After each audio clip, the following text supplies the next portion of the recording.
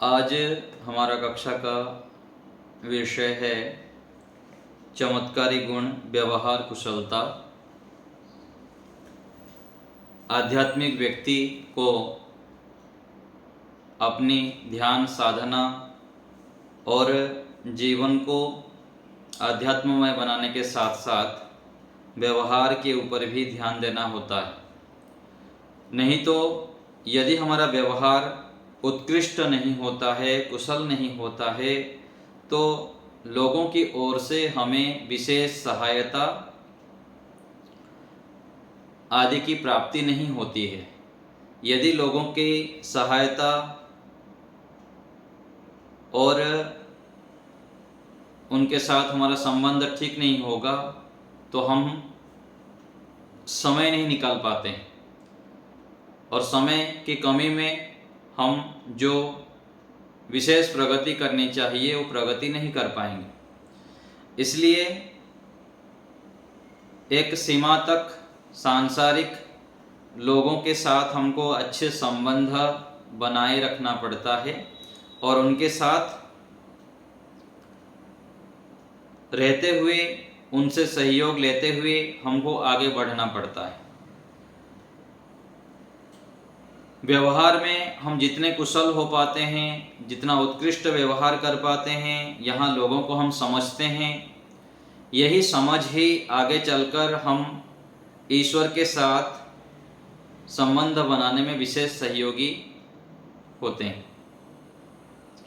यहाँ जो माता पिता, गुरु आचार्य, बड़े मित्र आदि के साथ व्यवहार ठीक नहीं कर पाता है, वह ईश्वर से भी संबंध नहीं जोड़ पाता है। ईश्वर चेतन होने से हमको चेतन के साथ व्यवहार कैसे करना होता है इसे समझना पड़ता है। यहाँ जैसे सभी आत्माएं हैं, चेतन हैं, इन चेतन आत्माओं को हम अच्छी प्रकार जब समझ लेते हैं, उनके साथ अच्छे व्यवहार कर लेते हैं, यही व्यवहार के माध्यम से हम समझ पाते हैं कि परमात्मा क्या चाहते हैं और परमात्मा के साथ हमको कैसे संबंध जोड़ना चाहिए। और यहाँ हम देखते हैं आध्यात्मिक व्यक्तियों के कमी को देखते हैं कई बार कि हम लंबे समय तक ध्यान साधना आदि करते हैं, यज्ञ करते हैं, सत्संग करते हैं, लेकिन जो परिवर्तन होना चाहे ना होने के कारण व्यवहार में आसपास में रहने वाले लोग हमको उल्हाना देते हैं और बार बार बताते रहते हैं कि आप कितना ये सब करते हैं लेकिन आपके जीवन में तो कोई परिवर्तन आता नहीं। तो ये हमको कोई कहने ही ना पड़े, कहने का नौबत ना आए, उससे पहले ही हम अपने व्यवहार को श्रेष्ठ बनाने का, दिव्य बनाने का, महान बनाने का प्रयास करें। एक बात है कि दूसरे हमको क्या कहेंगे, दूसरे की नज़र में हम क्या होना, यह अलग बात है। जब हम अपने व्यवहार को कुशल करते हैं, उसके माध्यम से हम स्वयं ही अपने जीवन को ऊपर की ओर ले पाते हैं, श्रेष्ठ बना पाते हैं। हमारी जो आंतरिक शांति है, सुख है, समृद्धि है, प्रसन्नता है, इसके लिए भी हमें व्यवहार को श्रेष्ठ बनाना आवश्यक होता है। यदि हम सामने वाले के प्रति कटु व्यवहार कर दिए, खिन्न हो गए अथवा द्वेष कर लेते हैं, राग कर लेते हैं, क्रोध कर लेते हैं, तो यही चीज हमको व्यवहार में बाधित करता है। लौकिक व्यक्ति है, दौड़ भाग में लगे रहते हैं, दूसरे के साथ गलत व्यवहार कर लेते हैं, कोई प्रतिकूल व्यवहार कर लेते हैं, तो उनको समझ में कम आता है अथवा नहीं आने से भी चलता है। वो खाने पीने में इधर उधर काम में लगते हुए वो भूल जाते हैं। लेकिन आध्यात्मिक व्यक्ति को हर समय चुभता रहता है कि मैं ऐसे क्यों किया, ऐसे मुझको नहीं करना था, ये मेरी कमी रही, ये उनको पकड़ में आता है, क्योंकि वो आत्मवत व्यवहार करना चाहते हैं, ईश्वरीय गुणों को धारण कर रहे हैं, करना चाहते हैं। और जो ईश्वर के मार्ग पर बढ़ता है, ध्यान साधना में लगता है, तो वो अपने दोषों के ऊपर बहुत जागरूक होता है। कहीं भी दोष हो गया तो उसको सहन नहीं होता है। इसी को ही कहा गया योग दर्शन में, अक्षी पात्र कल्पो ही विद्वान, वास्तविक ज्ञानी, साधक, विवेकी, तत्वज्ञानी वही है जो अपने दोषों को सूक्ष्मता से पकड़ने में समर्थ पकड़ता है। आंख के गोलक में जैसे छोटे से तिनका गिर जाए, छोटे से शरीर में कांटे चुभ जाए तो कितना कष्ट देता है, ऐसे ही योगी व्यक्ति को, साधक व्यक्ति को व्यवहार में ऊपर नीचे हो जाने पर कष्ट देता है। इसलिए वह पहले से ही सावधान होते हुए, सतर्क होते हुए अपने जीवन को श्रेष्ठ बनाने का, अपने व्यवहार को श्रेष्ठ बनाने का प्रयास करता है। सामान्य मनुष्य जो होते हैं, यदि उसके अंदर कोई विशेष गुण नहीं होता है तो उसको कोई भी नहीं पूछता है, कोई अच्छा नहीं मानता है, उससे मित्रता करना नहीं चाहता है। तो हमें गुणों को संग्रह करना होता है। जितना हमारे पास गुण होता है उतना हम यहाँ संसार में स्वयं सुखी रहते हुए दूसरे को भी सुख बांट पाते हैं। इसलिए एक श्लोक में कहा गया कि साहित्य संगीत कला विहीन साक्षात पशु। यदि विशेषता हमारे पास कुछ नहीं है, साहित्य है, कला है, किसी भी क्षेत्र में कुछ विशेष गुणों से हम युक्त नहीं होते हैं, तो हम मनुष्य जीवन में ज्यादा विशेष प्रगति नहीं कर पाएंगे, पशुओं के समान हो जाएंगे। और ऐसे भी देखा जाता है, लोग जिनके पास कुछ विशेष प्रतिभाएं नहीं होती है उनको कोई पूछता नहीं, वो स्वयं दर दर भटकते रहते हैं। तो साधक व्यक्ति को गुणों का संग्रह करते रहना चाहिए। तो हमें माता पिता, गुरु, आचार्य आदि के माध्यम से बहुत कुछ सीखने को मिलता है व्यवहार में, लेकिन जो विशेष व्यवहार कुशलता है वह साधना से, त्याग से, तपस्या से, अपने अंतःकरण को पवित्र करने पर आता है। समझ में आता है कि कैसे व्यवहार करना चाहिए। जो इसको कहा गया क्या है, विवेक ख्याति कहा गया। विवेक ख्याति होने पर, तत्व ज्ञान होने पर व्यक्ति जो पढ़े सुने हुए व्यवहार जानता है उसको सूक्ष्म रूप में निरीक्षण करते हुए अपने जीवन को बदल पाता है, श्रेष्ठता की ओर ले पाता है। इसलिए शास्त्र का ज्ञान एक सीमा तक काम करता है, लेकिन उससे आगे जो विशेष ज्ञान होता है, विशेष कुशलताएं होती है, विशेष हम आध्यात्म के शिखर पर बढ़ पाते हैं। तब जब बढ़ते हैं आध्यात्मिक शिखर पर तो हमको समझ में आता है कि कैसे व्यवहार करना चाहिए। उस समय फिर व्यक्ति पश्चाताप करता है। बहुत बार ऐसे होता है साधक व्यक्ति को, मैं ऐसे क्यों किया, ऐसे नहीं करना था मेरे को। फिर समझ में आता है।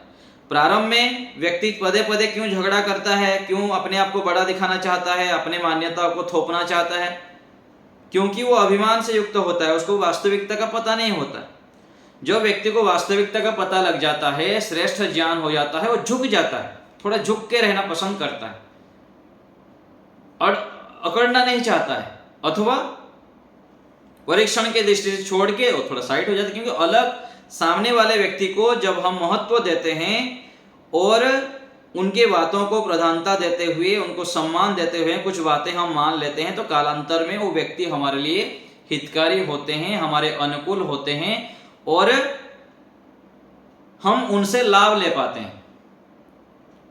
और ऐसे भी होता है कि मान लीजिए हम थोड़ा झुक गए, उनके बात को प्रधानता दे दी कि बाद में फिर जब उनको समझ में आता है फिर माफी मांगते हैं, और यदि हमारी गलती है तो हम स्वीकार कर लेते हैं और उसको छोड़ देते हैं।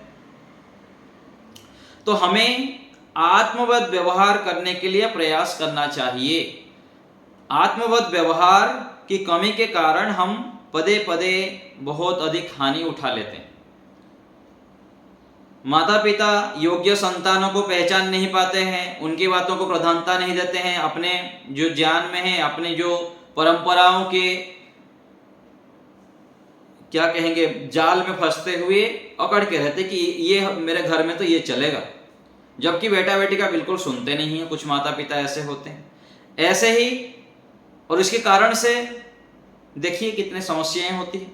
घर में भी सास बहू है, मित्र में है, अलग अलग संस्थाओं में भी है, कई जगह पर ये स्थितियां हो जाती है कि जब कोई योग्य व्यक्ति को सम्मान नहीं करते हैं अथवा उनके योग्यता को पहचानते नहीं हैं और समय पर उनसे काम लेना हमको नहीं आता है, तो कालांतर में पश्चाताप ही होता है। सासू यदि होता है, जो सास होते हैं बहू को समझते नहीं हैं, बहू को अपने बेटी ऐसा नहीं समझते हैं, बोलते तो है मेरे बेटी ऐसा मानता हूँ, लेकिन वास्तविकता अंदर से कितना है वो समझना पड़ता है। ऐसे ही जो बहू होता है, सास को, ससुर को, घर में जो होते हैं परिवार के सदस्य, उनको भी समझ नहीं पाते हैं। उसके कारण से फिर घर छोड़ के अलग चले जाते हैं, अलग रहते हैं, फिर समस्याएं होती है बहुत सारी। तो इन व्यवहारों को हमको समझना पड़ता है। और ये समझ कब आता है? जब व्यक्ति शुद्ध होता है, पवित्र होता है, अपने जीवन को पवित्र बनाता है, श्रेष्ठ बनाता है, स्वच्छ बनाता है, तो वो ये समझ में आता है। नहीं तो समय बीत जाता है, बहुत काल तक चले जाने के बाद 10 साल 15 साल बाद फिर समझ में आता है, अरे ऐसा कर देता तो अच्छा होता। तो संगठन में रहने के लिए, घर परिवार में इकट्ठा होने के लिए बहुत सोच समझ करके बड़ों को चलना पड़ता है।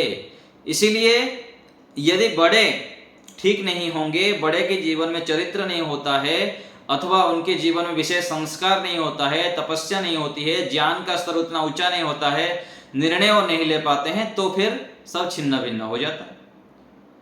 और उसके कारण कई बार अच्छे परिणाम भी आता है, बहुत बार अच्छे परिणाम आता है। घर से, परिवार से, अथवा ऐसे कुछ संबंधों में जब टकराव होता है, व्यक्ति चैलेंज लेता है अपने जीवन में कुछ करके दिखाने का, बड़ा करके दिखाता है, फिर समाज राष्ट्र के लिए कुछ बड़ा होता है, विशेष होता है। लेकिन ऐसे स्थितियां नहीं आने देनी चाहिए। आज समाज में जो जातिवाद है, प्रांतवाद है, इन सब चीजों के मूल में क्या है? यदि संगठित होकर रहते तो बहुत कुछ होता, देश राष्ट्र में बहुत कुछ बड़ा परिवर्तन हो पाता, बहुत कुछ होता, लेकिन नहीं हो पाता है। क्योंकि क्षुद्र मानसिकता, संकुचित मानसिकता, अज्ञानता के कारण, व्यवहार की वास्तविकता को ना समझ पाने के कारण सब हानि हो जाती। तो मन, वाणी और शरीर, तीन से हम कार्य करते हैं, मन से, वाणी से और शरीर से। मन से जैसे हम सोचते हैं वैसे वाणी से आता है, फिर वाणी से जैसे बोलते हैं वैसे शरीर में हो जाता है। इसलिए कहा गया यन मनसा ध्यायते तद वाचा वदति, यद वाचा वदति तद कर्मणा करोति, यद कर्मणा करोति तद अभिसंपद्यते। जो हम मन से धारण करते हैं, मन में सोचते हैं, वही वाणी से आता है, वही फिर कर्मों में आ जाता है। फिर उसी प्रकार से हमारा स्वभाव बनता है, आदत बनता है, हमारा जीवन बनता है, संस्कार वैसे बनता रहता है। तो मन को शुद्ध करना पड़ता है। और मन शुद्ध कब होता है? धर्माचरण से। धर्माचरण से हमारे घर में जब धन शुद्ध होता है, धर्म से धन शुद्ध हो, धन से फिर अन्न शुद्ध हो, अन्न से फिर मन शुद्ध हो, मन से फिर तन। तो हमारे घर में जो धन आता है वह धर्माचरण पूर्वक हो। हम जो भोजन खाते हैं, चलो घर में धर्म पूर्वक धन भी आ गया, यदि हम मेहनत नहीं करते, ईमानदारी पूर्वक व्यायाम नहीं करते हैं, प्राणायाम नहीं करते हैं, अपने कर्तव्य कर्मों को ठीक से नहीं करते हैं, फिर भी हम खा लेते हैं अच्छा चीज, तो फिर धर्माचरण नहीं हुआ, धर्म पूर्वक हम नहीं खा रहे। आज देखिए सबके घर में सब कुछ होता है, लेकिन रोग, बीमारी, समस्याएं, लड़ाई झगड़ा सब होने का कारण क्या है? क्योंकि जो हम अन्न खा रहे हैं, जो हम साधनों का प्रयोग कर रहे हैं, जितना हम प्रयोग कर रहे हैं उसकी मात्रा में हम क्या मेहनत कर रहे हैं? क्या ईश्वर की आज्ञाओं का पालन कर रहे हैं? क्या ईश्वर की आज्ञाओं को पालन किए बिना हम यदि साधनों का प्रयोग करते हैं, वस्तुओं का प्रयोग करते हैं, अच्छे अच्छे अन्न को खा लेते हैं, तो फिर अधर्माचरण हो रहा है। सूक्ष्मता से जब देखेंगे, मोटे रूप में तो दिख रहा है कि घर में हम मेहनत करके पैसा लेके आए, उसमें भी परीक्षणीय है। तो हमको मन को शुद्ध करना है तो सूक्ष्मता से, बारीकी से चलना पड़ता है। मन आदि को यदि हम शुद्ध नहीं रखेंगे, बाहर से कितना भी हम दिखावा कर लें, कितना भी कुछ कर लें, अंदर से जो परिवर्तन होना चाहिए, शुद्धता आनी चाहिए, दिव्यता आनी चाहिए, चमत्कार होना चाहिए, वो नहीं हो पाता है। इसलिए कहा गया अद्भिर गात्राणि शुद्ध्यन्ति मनः सत्येन शुद्ध्यति, विद्या तपोभ्याम भूतात्मा बुद्धिर ज्ञानेन शुद्ध्यति। मनुस्मृति में कहा गया कि शरीर से तो हम जल से तन को शुद्ध कर लेते हैं और सत्य आचरण से मन शुद्ध होता है। हम कितना सत्य आचरण करते हैं उसको निरीक्षण करना चाहिए। विद्या और तप से आत्मा की शुद्धि होती है। रोज हम भोजन तो कर लेते हैं, भोजन को बहुत प्रधानता देते हैं, खाना चाहिए, नाश्ता का समय हो गया तो खाएंगे, भोजन का समय हो गया तो खाएंगे, लेकिन ये तो शरीर के लिए हुआ। आत्मा के लिए हम कितना भोजन दे रहे हैं, हम कितना दे के संतुष्ट हो जाते हैं। यहाँ तो भोजन कम पड़ जाते तो ये खा लेते हैं, वो खा लेते हैं, चलो ठीक है, स्वास्थ्य ठीक के लिए खा लेते हैं, लेकिन आत्मा को जो चाहिए उसके मूल भोजन वो क्या है? ज्ञान है। तो विद्या तपोभ्याम, तप करने से आत्मा शुद्ध होता है और बुद्धि ज्ञान से शुद्ध होता है। ज्ञान, विशेष ज्ञान को हम प्राप्त करें, सत्संग करें, ऋषियों के सानिध्य में रहें। और धन की शुद्धता कब होती है? दान देने पर। जब हम अच्छे अच्छे चीजों पर दान करते हैं, पंचमहायज्ञ का पालन करते हैं, तो धन शुद्ध होता है। वही धन फिर हमारे लिए लाभकारी होता है, गुणकारी होता है, महान कार्य में हम फिर आगे बढ़ते हैं। परोपकार से, पुण्य से, परोपकार से, पुण्य से पूरा जीवन शुद्ध हो जाता है। हमारा जीवन को शुद्ध करना है, दिव्य करना है, महान बनाना है, चमत्कारी करना है, तो हम परोपकार करें, पुण्य कमाएं।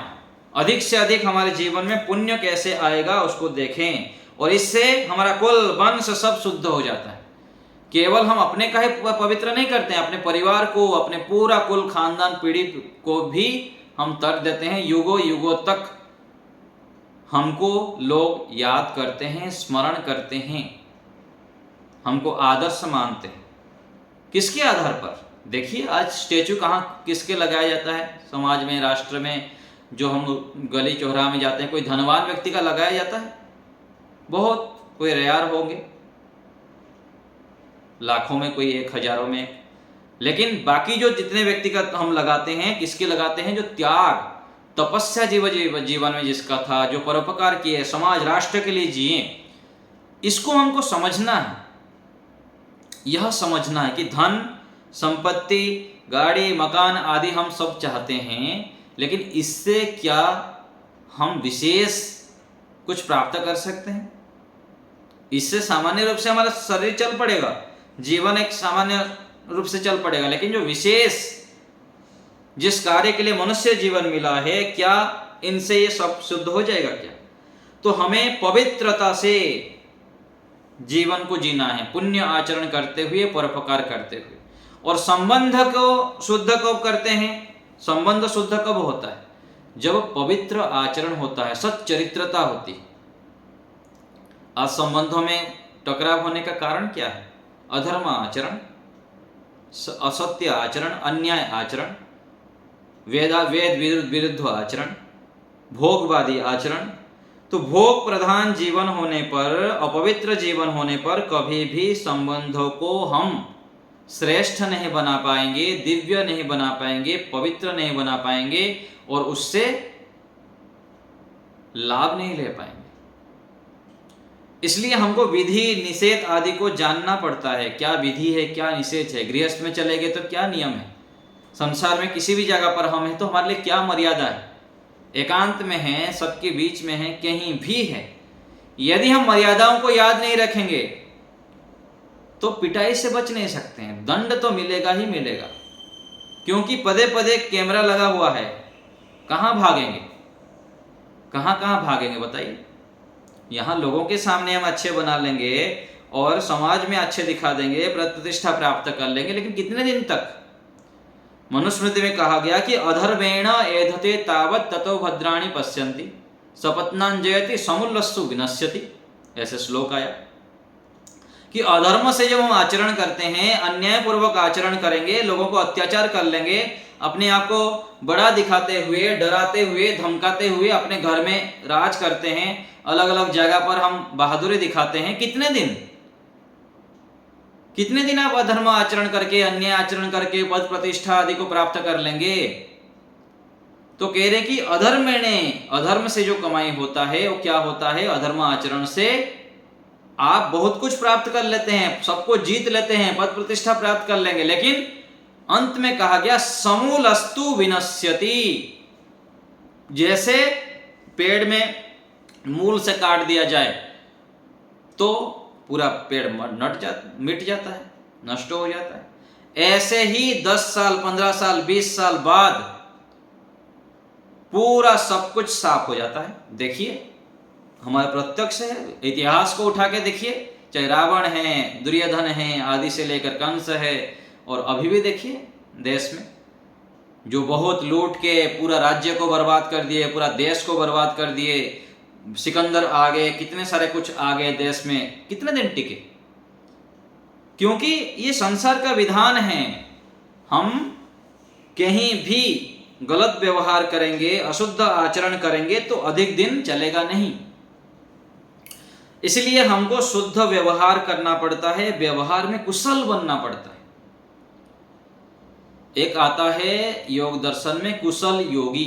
कुशल अर्थात जो जीवन मुक्त हो गया, समाधि को प्राप्त कर लिया, अपने जीवन को सार्थक कर दिया कुशलता से। बुद्धिमान कौन है? यहाँ पर बड़े बड़े वाक चतुरता करके बड़े बड़े प्रवचन कर लिया, ये कर लिया थोड़ी है। ये सब ये तो केवल समाज के लिए ठीक है। हम धन कमा लिए, पद कमा लिए, प्रतिष्ठा कमा लिए, अच्छे बोल दिए। इसलिए तो उपनिषदकार क्या कहते हैं? न अयम आत्मा प्रवचने न लभ्यो न मेधया न बहुना श्रुतेन यमेव वृणोते तेन लभ्यस्तस्यैष आत्मा विवृणोते तनम स्वाम। बहुत पढ़ लेते हैं, सुन लेते हैं हम, लेकिन जो मूल तत्वों को जब तक नहीं समझते हैं, जब तक हमारी बुद्धि में बैठेगा नहीं, तब तक हम गौण कार्य में भटकते रहेंगे और उलझते रहेंगे। तो क्या कह रहे हैं उपनिषद में इस पंक्ति में?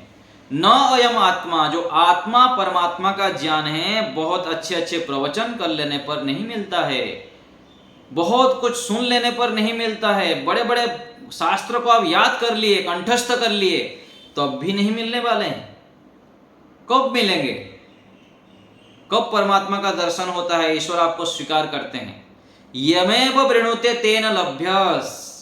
जब परमात्मा हमको स्वीकार कर लेंगे, हम शुद्ध बनते हैं, पवित्र बनते हैं, ईश्वर के चरणों में गिर जाते हैं कि प्रभु आपका है, आपके लिए है, तेरा तुझको अर्पण, क्या लागे मोर। इसलिए तो कहा जाता है ना, मैं नहीं मेरा नहीं यह तन किसी का है दिया, मैं नहीं मेरा नहीं यह मन किसी का है दिया, जो कुछ अपने पास है वह भी किसी का है दिया। देने वाले ने दिया, वो भी दिया कुछ शान से, और लेने वाला कहे उठा अभिमान से, मेरा है, मेरा घर, मेरा परिवार, मेरा धन, मेरी बुद्धि। सोचिए, सोच कर सोचें, हम कहाँ हैं, किस दुनिया में जी रहे हैं? क्या हम ईश्वर के प्रति इतना समर्पण रहते हैं? क्या याद रहता है ईश्वर? ये शरीर को अपना मान लेते हैं, घर परिवार सबको अपना मान के क्या क्या सब राग द्वेष, लड़ाई झगड़ा, वाद विवाद, अपने आप को बड़प्पन दिखाना, दूसरे को नीचा दिखाना, अपना अंडर में सबको रखने की प्रयास करना। ये क्यों? क्योंकि हम परमात्मा के अस्तित्व को स्वीकार नहीं करते। इसीलिए हम व्यवहार में फेल हो जाते हैं और विनम्र नहीं हो पाते हैं, और हम लोगों के नजरों में श्रेष्ठ नहीं बन पाते हैं, श्रेष्ठ आचरण नहीं कर पाते हैं, और अपने कुसंस्कारों को हटा नहीं पाते हैं। तो हमारा सबसे बड़ा जो शत्रु है, श्रेष्ठ गुणों को प्राप्त करने जो नहीं देता है, वह क्या है? प्रमाद, आलस्य। आलस्य प्रमाद सबसे बड़ा शत्रु है। इसलिए कहा गया प्रमादो मृत्यु। प्रमादो मृत्यु, प्रमाद करना अर्थात मृत्यु को आमंत्रण देना, दुखों को आमंत्रण देना। और सबसे बड़ा जो मित्र क्या है? पुरुषार्थ। मेहनती व्यक्ति, पुरुषार्थी व्यक्ति अच्छे अच्छे गुणों को धारण करने के लिए तत्पर रहता है, अच्छे अच्छे कर्मों को करता है, अच्छे अच्छे परोपकार, सेवा, यज्ञ, जप, ध्यान, एकांत आदि करना चाहता है। आलसी व्यक्ति तो पड़ा रहेगा, इधर उधर के कामों में लगा रहेगा। जो पुरुषार्थी बनता है वह फिर व्यवहार में कुशल बन जाता है, पुरुषार्थमय जीवन बनाते हुए। और फिर क्या करता है, अपने जीवन में चमत्कारी प्रयोग, परिवर्तन ले आता है। चमत्कारी परिवर्तन आता है, लोग फिर समझ नहीं पाते हैं। तो अधिकतर हम जो दोष करते हैं किसमें करते हैं, वाणी से। वाणी से हम दोष करते हैं कि क्या बोलना, कब बोलना हमको पता नहीं लगता। इसलिए कहा गया है, जब हम किसी को उपदेश करते हैं, किसी को कुछ बोलते हैं, सलाह देते हैं, तो उस समय अपने आप को पूछना चाहिए, थोड़े रुकते हुए, कि मैं जो अभी बोल रहा हूँ, किसी को बोल रहा हूँ, बता रहा हूँ, क्या मैं अधिकारी हूँ? यदि अधिकारी नहीं है, हमारे योग्यता नहीं है, यदि हम दूसरे को बोलेंगे तो हमारे बातों मानने वाला नहीं। तो हमको योग्य बनना है। अधिकारी यदि है हम तो बोलने के लिए ठीक, नहीं तो फिर नहीं बोलना चाहिए। फिर दूसरा है, पूछें कि मेरा उद्देश्य, मकसद क्या है, किस उद्देश्य से बोल रहा हूँ, क्या उसके सुधार की दृष्टि से बोल रहा हूँ, अथवा क्या मेरा इच्छा है, क्या चाहते हो, अपने आप को बड़ा दिखाने के लिए, अपने आप को श्रेष्ठ दिखाने के लिए। तो पहले तो अधिकारी होना चाहिए, दूसरा हमारे उद्देश्य ठीक होना चाहिए, मकसद ठीक होना चाहिए, और तीसरा शैली हमारा ठीक हो। शैली अर्थात तरीका, सच्ची बात को, श्रेष्ठ बात को यदि हम सही तरीके से नहीं बोलते हैं, ठीक विधि से नहीं बोलेंगे, तो सुनता नहीं है व्यक्ति, चाहे संतान हो चाहे कोई भी हो। हमको अपने शैली, तरीका को बोलना आना चाहिए। यदि कोई कर्मचारी है, उसको हम बोलते भाई भाग इधर, ये कर, ये कर, वो कर, चाहे हम ठीक भी कह रहे हैं, कई बार सत्य भी बोलते हो, लेकिन शैली खराब होने से समस्या हो जाती है। और चौथा है कि हम सही वक्त पर बोल रहे हैं। कि घर से कोई निकल के जा रहा है और आप उनको कुछ इधर उधर की बातें बोल दी जो उस समय बोलना नहीं था। समय पर यदि नहीं बोलते हैं, शांति से कोई बैठा हुआ है, सुनने के लिए तैयार है, तब बोलेंगे तो हमारी बात का प्रभाव होता है। हम क्या करते हैं, देखिए, कहीं भी किसी को भी उठा के दे देते हैं, जो कि हमारा अधिकार नहीं होता है, उद्देश्य भी गलत होता है, विधि भी ठीक नहीं होता है, और हम बोलते रहते हैं, समय भी ठीक नहीं होता है। तो इसी कारण से हमारा प्रभाव नहीं पड़ता। और स्थान, किस स्थान पर बोलना चाहिए, किस स्थान पर बोलना चाहिए, जिस जगह पर बोलना नहीं चाहिए उस जगह पर हम बोल लेते हैं। सभी के सामने किसी को हम ऐसे बोल देते, ऐसा क्यों कर रहे हो, ऐसा क्यों कर रहे हो, जो कि प्रेम से उसको बाद में बोला जा सकता है कि आपको ऐसे नहीं, ऐसे करते तो बहुत अच्छा होता। तो वाणी जो है ना, बहुत बड़ा एक अस्त्र है, शस्त्र है। वाणी का प्रयोग यदि हम प्रयोग नहीं जानेंगे, ठीक से नहीं कर पाएंगे, तो बहुत जगह पर हम हानि उठा लेंगे, व्यवहार में फेल हो जाएंगे। और वाणी का ठीक कब होगा, जब हमारे मन से हम ठीक प्रिपेयर होंगे।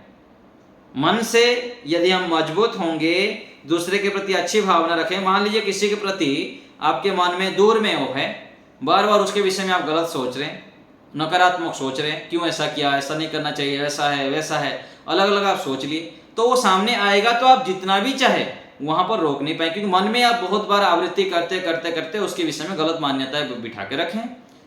ना चाहते हुए वहां पर गुस्सा कर लेंगे, प्रतिक्रिया कर लेंगे, और प्रतिकूल आचरण करते हुए फिर उसको भी दुखी करेंगे, अपने आप भी दुखी हो। तो हमें वाणी को बहुत सावधानी से प्रयोग करना है। इसके कारण से सब रामायण, महाभारत, घर परिवार में टूटना आदि सब किस लिए होता है, इसे वाणी का प्रयोग ना करने के कारण। तो हमें व्यवहार को कुशल बनना है, श्रेष्ठ बनाना है व्यवहार को, तो वाणी का प्रयोग ठीक से करें, और वाणी से पहले अपने मन को तैयार करें, मन को शुद्ध करें, मन को मजबूत बनाएं, श्रेष्ठ बनाएं, सकारात्मक बनाएं। मन में यदि हम श्रेष्ठ विचारों को लगातार सुनते रहते हैं, मन में भरते रहते हैं, तो हम मन को शुद्ध रख सकते हैं, सकारात्मक रख सकते हैं, उच्च सोच से युक्त हो सकते हैं। तो हमें कुछ पाने के लिए कुछ खोना पड़ता है, पाने के लिए खोना पड़ता है। यदि आप संसार के वस्तुओं को पाना चाहेंगे तो ईश्वर छूट जाएंगे, यदि ईश्वर को प्राप्त करना चाहते हैं, ईश्वरीय गुणों को प्राप्त करना चाहते हैं, तो संसार से मुख मोड़ना पड़ता है। मुख मोड़ना अर्थात जो अनावश्यक विषय भोग वासना आदि है, गौण कार्य है, अनावश्यक कार्य है, उनको छोड़ना पड़ता है। फिर जाकर हम विशेष योग्यताओं को, प्रतिभाओं को प्रकट कर पाते हैं। और केवल योग्यताओं को प्रकट करना ही मुख्य उद्देश्य नहीं है, उसके साथ साथ दूसरे को भी योग्यताओं से, प्रतिभाओं से हमें युक्त भी करना है। परिवार को, समाज को हमें दिशा देना है। छोटे छोटे उद्देश्य लेके हम चलते हैं, सामान्य उद्देश्य लेके चलते हैं, तो फिर विशेष प्रतिभाओं को हम बढ़ा नहीं पाते। मान लीजिए कोई विद्यार्थी है, विद्यार्थी यदि केवल अपने परीक्षा के लिए सोचेगा तो कितना मेहनत करेगा? थोड़ा मेहनत करेगा। और यदि वो सोचे कि मुझको आगे चलकर पढ़ाना है, मुझको बहुत सारे विद्यार्थियों को पढ़ाना है, और जैसे हमारे गुरुजी पढ़ा रहे हैं वैसे ही उनसे मुझको योग्य बनना है, और इससे भी अच्छी योग्यता वाले लोगों को मुझे तैयार करना है, यदि इस उद्देश्य से वो पढ़ेगा तो कितनी और भी गति हो जाएगी, सोचिए। तो हमें बड़ा उद्देश्य को लेकर चलना चाहिए, और ऐसे उद्देश्य लेके चलें कि मैं अपने साथ अनेक लोगों को जोड़ूंगा, श्रेष्ठ मार्ग पर ले जाऊंगा, स्वयं तो व्यवहार को कुशल बनाऊंगा, स्वयं तो ध्यान करूंगा, स्वयं तो यज्ञ करूंगा, स्वयं तो अपने आगे बढ़ूंगा ही, लेकिन मेरे को जो पता है, मैं जो जानता हूं, वो अधिक से अधिक लोगों तक भी पहुंचाऊंगा, अधिक से अधिक लोगों को भी बांटूंगा। और ये क्यों करना है? क्योंकि यह ईश्वर की आज्ञा है। तो हम शांत प्रसन्न कब रह पाएंगे? जब बाहर के लोगों के साथ हम अच्छे व्यवहार करेंगे, उनका सहयोग हमें प्राप्त होगा, तब जाके हम शांत रह सकते हैं, प्रसन्न रह सकते हैं, निर्विघ्न रूप से अच्छे अच्छे कार्य को कर सकते हैं। और इसके लिए हमें सच्ची ईश्वर भक्ति के बिना ये कार्य नहीं हो पाएगा, ये करना पड़ेगा। ईश्वर भक्ति तो चाहिए ही चाहिए। ईश्वरीय गुणों को जीवन में लाना अनिवार्य है, तब जाके हम व्यवहार में कुशल हो सकते हैं, आत्मवत व्यवहार कर सकते हैं, दूसरे को अपने समान मानते हुए उनके साथ न्यायपूर्ण व्यवहार कर सकते हैं। यम नियम के पालन के बिना, श्रेष्ठ आध्यात्म को जीवन में लाए बिना यह संभव नहीं है, क्योंकि जो देंगे वो मिलेगा।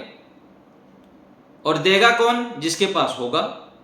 जिसके पास नहीं है वो कैसे देगा? तो और हमारे पास कब होगा? जब हम ईश्वरीय गुणों को धारण करेंगे, ईश्वर का ध्यान करेंगे, यज्ञ करेंगे, परोपकार करेंगे, तो ईश्वर से हमें मिलेगा विशेष ज्ञान।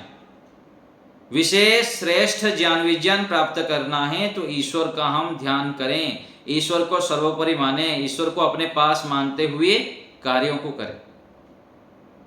ईश्वरीय कार्यों को करने के लिए हम समय लगाएं। यदि समय नहीं लगाएंगे तो व्यवहार में फेल हो जाएंगे। व्यवहार में जो चमत्कार होना चाहिए, जो विशेष हमारे जीवन में परिवर्तन आना चाहिए, वो फिर नहीं ला पाएंगे।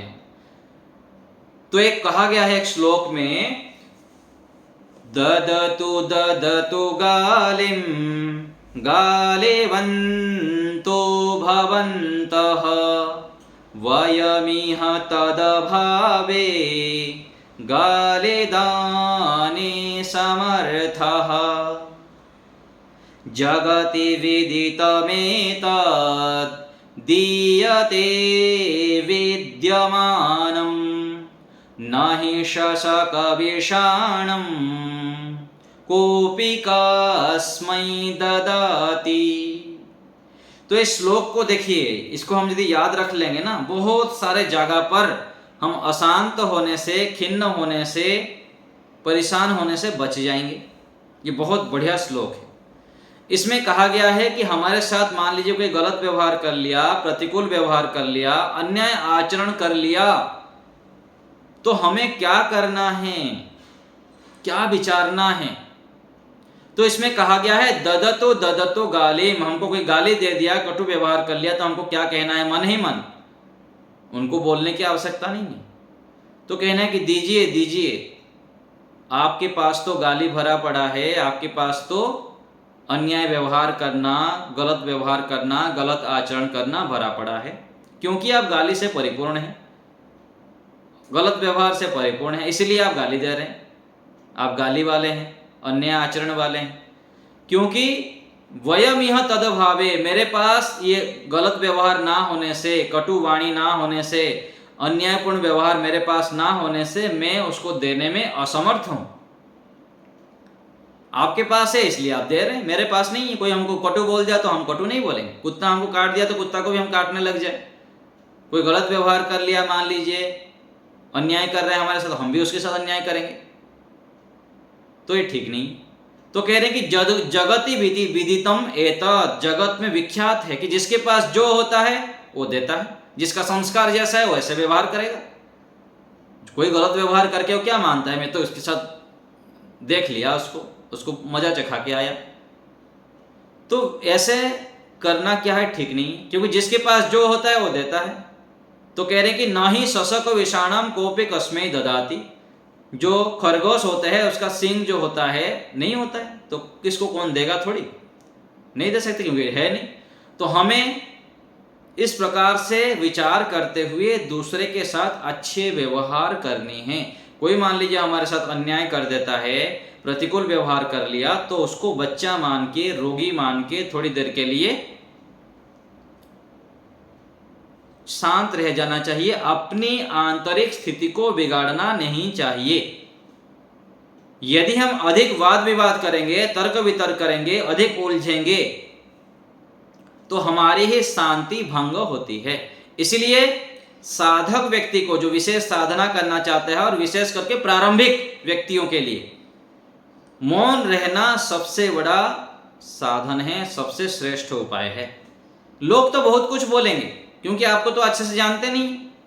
आप जब अच्छे कार्य करेंगे, श्रेष्ठ करेंगे, आगे बढ़ेंगे, तो लोग आपको बहुत कुछ कहेंगे, बहुत कुछ निंदा करेंगे, चुगली करेंगे, बड़े बड़े सलाह देंगे, जबकि सलाह देने के योग्य भी नहीं होते, वो सलाह देने लग जाते हैं।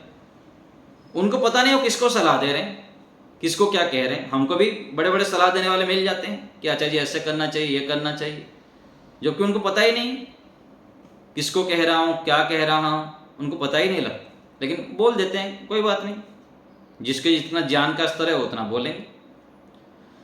तो ये स्थितियां होती है, तो हमें बहुत सारे जगह पर मौन रहना जाना होता है, शांत रह जाना होता है। हर समय लोगों के पीछे आप उलझेंगे, वाद विवाद करेंगे तो हानि होगी, ध्यान में बाधक बनेंगे। तो सांख्य दर्शन में एक सूत्र आता है, न श्रवण मात्रा तत्सिद्धि ही अनादि वासनायाः बलवत्वात्। केवल सुनते रहने से तुरंत हमको सिद्धि नहीं मिल जाती। हमको घबराना नहीं चाहिए, विचलित नहीं होना चाहिए कि मैं बहुत सुन रहा हूँ, बहुत कर रहा हूँ, लेकिन कुछ होता नहीं। ज़्यादा घबराना नहीं चाहिए, लगे रहना चाहिए, डटे रहना चाहिए। क्यों? क्योंकि अनादिकाल से जो वासना है वो बलवान है। हजारों सालों से, कई जन्मों से हम जो क्रियाओं को बार बार आवृत्ति कर रखे हैं, वह हमारे साथ है, तुरंत नहीं चला जाएगा। इसलिए घबराना नहीं चाहिए। योग दर्शन में इसलिए कहा गया कि सतो दीर्घ काल नैरंतर्य सत्कारा सेवितो दृढ़ भूमि। दीर्घ काल तक हमको लगे रहना है, पुरुषार्थ करना है। कैसे पुरुषार्थ करना है? तो वहां पर कहा गया, सत्कार शब्द को खोले, विद्या पूर्वक, ब्रह्मचर्य पूर्वक, तपस्या पूर्वक और श्रद्धा पूर्वक। ये चार चीज होना चाहिए। चार चीजों को साथ में लेते हुए हमको लंबे काल तक तपस्या करनी है, आगे बढ़ते रहना है। तो दिन भर हम हजारों क्रियाएं करते हैं। देखिए, बैठना, उठना, जागना, कितने सारे क्रियाएं करते हैं। तो उन व्यवहारों को कौन पकड़ पाता है? जो जागरूक रहता है, सावधान रहता है, और जो उसको पकड़ने के लिए पुरुषार्थ करता है, संकल्प करता है कि मुझको अपने व्यवहार को बहुत कुशल बनाना है, श्रेष्ठ बनाना है, दिव्य बनाना है। मैं कहाँ पर कमी करता हूँ, क्या कारण है कि मैं ध्यान में एकाग्र नहीं हो पाता हूँ, मैं साधना में जल्दी से गति नहीं करता हूँ, इसका कारण उसको ढूंढता है। जो ढूंढता है वो पाता है। यदि आप खोजेंगे नहीं तो पाएंगे कैसे? और खोजने के लिए भी क्या करना पड़ेगा? जल्दी कौन खोज पाएगा अपना दोषों को? जल्दी कौन गुणों को पकड़ पाएगा? एक बोलते हैं ना, एक शब्द आता है, उसके लिए आता है शब्द क्या? फोकस। फोकस कहेंगे अथवा जागरूकता कहेंगे। और एक होता है ग्रेस्पिंग पावर, बोलते हैं ग्रहण शक्ति। ग्रहण शक्ति अर्थात अलग अलग व्यवहारों को देखते हुए उसमें से अपने लायक को चुन के ले आना। जैसे कहा गया ना एक श्लोक में, अनंत पार किल शब्द शास्त्रम, बहुत सारे शास्त्र है लेकिन उसमें से सार को ग्रहण कौन करता है? जैसे हंस क्या है, दूध में पानी में से और पानी दूध मिला जाए तो केवल दूध को ग्रहण कर लेता है। ऐसे जो ग्रहण करने की सामर्थ्य है, बहुत सारे हम व्यवहार करते हैं लेकिन उन व्यवहारों में अपने लायक गुणों को कौन चुन पाता है? जिसकी तीव्र बुद्धि हो, जिसके जीवन में घोर तपस्या हो, अखंड ब्रह्मचर्य का पालन हो, ऊर्ध्व रहता जो बनता है, संयमी रहता है, सदाचारी रहता है, पवित्र रहता है, ईश्वर भक्त होता है, वह फिर विषयों को पकड़ पाता है। नहीं तो व्यक्ति देखता रहता है, सुनता रहता है, बहुत कुछ होता है लेकिन वो ग्रहण कम कर पाता है, थोड़ा बहुत ग्रहण कर पाता है। तो हमें अपनी बुद्धि के सामर्थ्य को बढ़ाना है। कोई बिरले ही होते हैं, लाखों में हजारों में कोई दुर्लभ व्यक्ति होते हैं जो अपने दोषों को पकड़ने के लिए जागरूक रहते हैं, तड़प होता है उनके अंदर और फोकस करते हैं कि मुझको अपने दोषों के ऊपर फोकस करना है, दोषों को देखना है, दूर करना है। नहीं तो क्या होगा, जैसे सामान्य बोलते हैं ना डेढ़ बुद्धि, कि संसार के सभी के मिलके आधा और मेरा एक, ऐसे डेढ़ बुद्धि वाले मिलते हैं। अपने बुद्धि को जब सबसे बड़ा मान लेंगे तो फिर पतन शुरू। इसलिए जो ज्यादा बुद्धिमान होते हैं, शिखर पर चढ़े महान व्यक्ति होते हैं, वो सदा विद्यार्थी रहते हैं, सीखने के लिए, जानने के लिए तड़प रहते हैं। तो हमें भी इस प्रकार से अलग अलग जगह से महापुरुषों को जब देखते हैं, श्रेष्ठ विद्वानों को, श्रेष्ठ धार्मिक व्यक्तियों को देखते हैं, तो उनके आचरणों को निरीक्षण करना चाहिए। कैसे बैठते हैं, कैसे उठते हैं, कैसे क्या करते हैं, उनको निरीक्षण करके उसको तुरंत ग्रहण कर लेना चाहिए। और अपने अंदर भी हम कहाँ कहाँ गलतियां करते हैं, वाणी से क्या गलती करते हैं, बैठने में, उठने में, खाने में, पीने में क्या गलतियां करते हैं, उनको भी निरीक्षण करते रहना चाहिए। जब हम ऐसे करते हैं तब दिव्य गुणों को धारण कर लेते हैं और हम शीघ्रता से जीवन में अच्छे अच्छे गुणों का भंडार बन जाते हैं और हम इतना आदर्श बन जाते हैं कि हम लोगों के लिए फिर प्रेरक बन जाते हैं। तो साधन, सुविधाएं, सब कुछ होते हुए हमें तपस्या में जीवन जीना चाहिए। एक कहा जाता है ना, साधा जीवन उच्च विचार, ऐसे हमारा सोच होना चाहिए। जीवन में बहुत सादगी हो, खाने में, पीने में, रहन सहन सब हमारा बहुत सामान्य हो, लेकिन हमारा उच्च विचार हो, हमारा जीवन के लक्ष्य बहुत ऊंचा हो। लोग हमको सामान्य देखते हुए सोचते रहे, लोग कुछ भी सोचते रहे कि ये क्या करता है, क्या नहीं करता है, लोग कुछ भी हम कहते रहे, लेकिन हमारे मन में संकल्प, दृढ़ विश्वास अपने प्रति होना चाहिए। और ये कब होगा? जब हम मेहनती बनेंगे, पुरुषार्थी बनेंगे, फिर जाके हम अपने कर्तव्य कर्मों को ठीक ठीक समझ पाएंगे और यथा योग्य व्यवहार कर पाएंगे। ऋषि दयानंद जी लिखते हैं ना, सबसे प्रीतिपूर्वक यथा योग्य बरतना चाहिए। प्रीतिपूर्वक और यथा योग्य, किसके साथ कैसे व्यवहार करना है यह हमको आना चाहिए। बेटा के साथ कैसे व्यवहार करना है, बहू के साथ कैसे व्यवहार करना है, सबको आत्मवत मानते हुए अपने जैसा उनको अपने स्थान पर खड़े करके हमको जो अच्छा लगता है वैसे ही उनके साथ व्यवहार करें।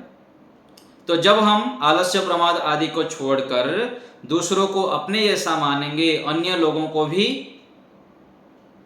देखेंगे कि ये भी ईश्वर के संतान हैं, ऐसे मान के जब चलते हैं तो हमारे जीवन में विशेष परिवर्तन आता है। हम श्रेष्ठ व्यवहार कर पाते हैं और हम स्वयं जब आदर्श बनते हैं, श्रेष्ठ व्यवहार करते हैं, तो दूसरे को भी वैदिक मार्ग पर, सत्य के मार्ग पर, न्याय के मार्ग पर, ईश्वर भक्ति के मार्ग पर हम ले पाते हैं। नहीं तो हम कितना भी भक्ति करते रहें, कितना भी यज्ञ करते रहें, कितना भी ध्यान करते रहें, फिर कोई लाभ होता ही नहीं। ना अपने जीवन में हमको संतुष्टि है, ना स्थायी सुख है, ना कोई जीवन में चमत्कार हो पाता है, ना दूसरे के जीवन में भी कुछ परिवर्तन ला पाते हैं, घर परिवार में कुछ ज्यादा परिवर्तन नहीं ला पाते हैं। तो इसीलिए हमको क्या करना है, शीघ्रता से अपने आचरण को, व्यवहार को परिवर्तन करना है। और इसीलिए परमात्मा से प्रार्थना भी करनी है कि प्रभु मुझे सामर्थ्य दीजिए, मैं अपने व्यवहार को समझ पाऊँ, जान पाऊँ, कहाँ पर त्रुटियां करता हूँ उसको देख पाऊँ, जान पाऊँ, और दूसरे को भी बता दिया करें। दूसरे से भी सहायता लीजिए। जो श्रेष्ठ गुरु आचार्य बड़े होते हैं, महान व्यक्ति होते हैं, जो हमारे से आगे बढ़े हुए लोग रहते हैं, उनसे सहायता भी लेनी चाहिए कि मुझको बताइए कहाँ पर मेरी त्रुटि हो रही, फिर उसको फिर सुधार भी करना चाहिए। और लगातार हम जब ऋषियों को पढ़ेंगे, सत्संग करेंगे, और एक विशेष बात, जब हम अपने जीवन को पवित्र बनाते हैं, तपस्यामय बनाते हैं, ईश्वर भक्तिमय करते हैं, ईश्वर की कृपा से हमको विशेष ज्ञान विज्ञान प्राप्त होते हैं। ये सबसे महत्वपूर्ण है। ईश्वर की कृपा से, ईश्वर के द्वारा ज्ञान विज्ञान इतना अच्छे से मिलता है साधक को, वो स्वयं समझ पाता है कैसे मैं समय को व्यवस्थित कर सकता हूँ, कैसे मैं अपने जीवन को निर्माण कर सकता हूँ, किस रास्ते पर मुझको चलना चाहिए, किस समय पर क्या कार्य करना चाहिए, किसके साथ कैसे व्यवहार करना चाहिए। ये परमात्मा पदे पदे अंतर्यामी रूप से प्रेरणा देते हैं। इसलिए सबसे बड़ा अस्त्र, इन सबका सहायता तो लेना ही है, माता पिता गुरु शास्त्र आदि की। सबसे बड़ा जो हथियार है वो परमात्मा है, ईश्वर की भक्ति है, ईश्वर प्रणिधान है, ईश्वर के प्रति श्रद्धा, विश्वास, प्रेम, समर्पण जितना हमारा बढ़ता जाता है, अधिक से अधिक बढ़ता जाता है, उतना शीघ्रता से हम व्यवहार के सूक्ष्मता को समझ पाते हैं। तो हमें ईश्वर से प्रार्थना करना है, हम सबको श्रेष्ठ ज्ञान विज्ञान दें, हम व्यवहार कुशल बने, और शीघ्रता से, दिव्यता से, जल्दी से हम ईश्वर की ओर बढ़ें, अपने जीवन को सफल बना पाए। तो हम इस प्रकार से व्यवहार को श्रेष्ठ बनाने का प्रयास करें, महान बनाने का प्रयास करें, तो हमारा जीवन सफल हो सकता है। आज यहीं रखते हैं। एक बार ओम का उच्चारण। ओम